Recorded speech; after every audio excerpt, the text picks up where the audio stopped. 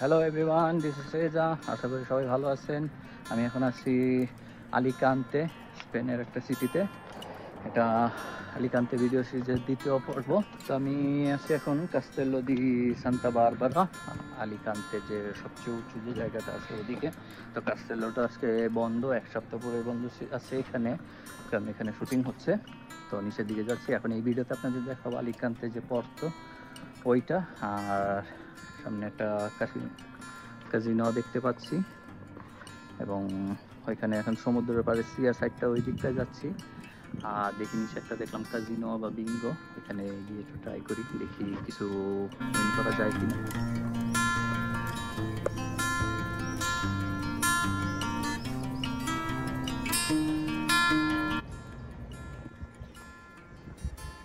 এদিকে পুরো বন্ধ ছিল, তারপরেও এখন নিচের দিকে যাচ্ছি, যাওয়া যায় কিনা জানি না, দেখতেছি তো এখান দিয়ে বন্ধ। এবং এখান থেকে যদি একটা শর্টকাট রাস্তায় সরাসরি নিচে যাওয়া যায় তাহলে বেস্ট। তো আমার ওই দিক দিয়ে অনেক ঘুরে আর নামতে হবে না, আর এখন অনেক গরম। এদিক দিয়ে মনে হচ্ছে সোজাসুজি একবারে নিচে চলে যাওয়া যাবে। তো ট্রাই করি।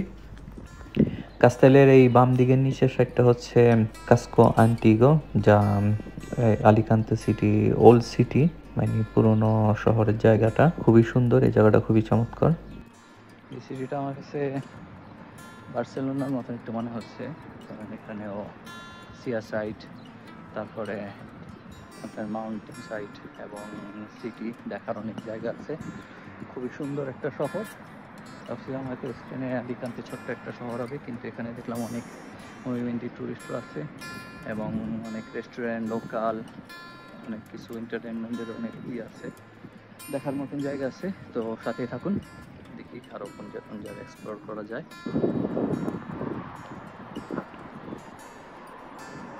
এইদিকে সিটি সাইডটা, এদিকটা একটু আধুনিক।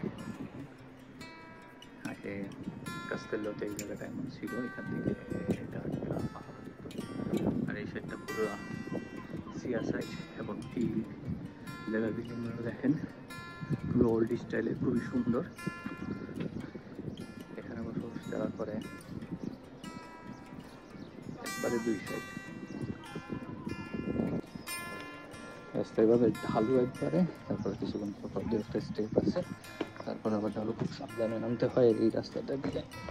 অনেকে কেউই আসতেছে না, আমি একাই আসছি, বন্ধ ছিল। তারপরে ভাবছি এখান দিয়ে যাওয়া যায়, এবং কাস্তেলোতে ওঠার অনেকগুলো রাস্তা আছে।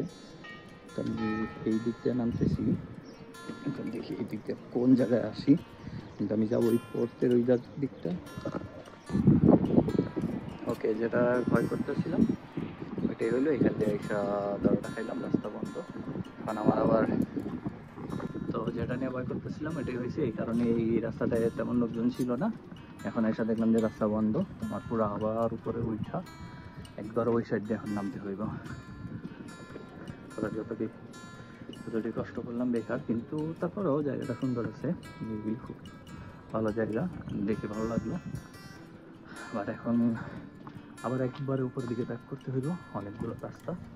সো ভিউয়ার্স, কাস্তেল থেকে নিচে নেমে আসছি। তো আমি নিচে নেমে, আমার হোটেল তো সামনেই, তো আমি হোটেলে গিয়ে ফ্রেশ হয়ে চেঞ্জ করে একটু রেস্ট নিয়ে পরে আবার বের হয়েছি, যেহেতু অনেক টায়ার্ড হয়ে গেছিলাম। আবার কাস্টেল আমার 2বার উপরে উঠতে হয়েছে, ওইখান থেকে নামছি। এখন যাচ্ছি পর্তের দিকে, কাস্তেলের সামনেই, এখান থেকে আলিকান্তে পর্তে। এই হচ্ছে ওই যে কাজিনোটা দেখছিলাম উপর থেকে, এখন এখান থেকে দেখা যাচ্ছে সামনে। আমি কিছুক্ষণ আগে ডিনার করে নিছি।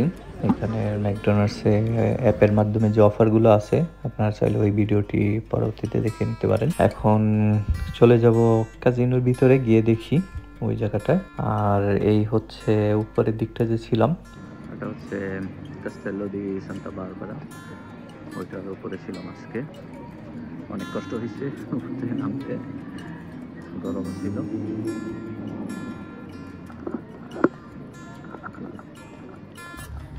আর ক্যাসিনোর ভিতরে ভিডিও করতে যাই কিনা জানি না, ভিতরে গিয়ে দেখি।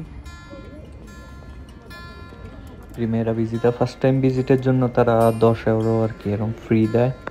তো আমি এই খেলাটা ট্রাই করতেছি, আর ভিডিও করা যায় না এখানে। সো ভিউয়ার্স, ক্যাসিনো থেকে বের হয়ে গেলাম, কিছুক্ষণ জাস্ট টাইম পাস করলাম। আমি নর্মালি প্রফেশনাল খেলোয়াড় না বা ক্যাজিনো জুয়া এগুলো, জাস্ট একটু এমনি একটু দেখার আগ্রহ ছিল, এই জন্য গেছিলাম। এবং বেস্টিং হচ্ছে ওখানে ঢোকার সাথে সাথে 10 ইউরো তারা ফ্রি দেয় তার জন্য, এবং আনলিমিটেড ড্রিঙ্কস। আমি ড্রিঙ্কস করি না, জাস্ট একটু কোক টোক খায়া কিছুক্ষণ টাইম পাস করে বের হয়ে গেছি। এখন আজকে আলিকান্তে পড়তে। দেখেন নাইট লাইফ এখানে নিরিবিলি, এখন লোকজন নাই, প্রায় 1টা বাজে রাত্রে। এখন হোটেলের দিকে চলেছে।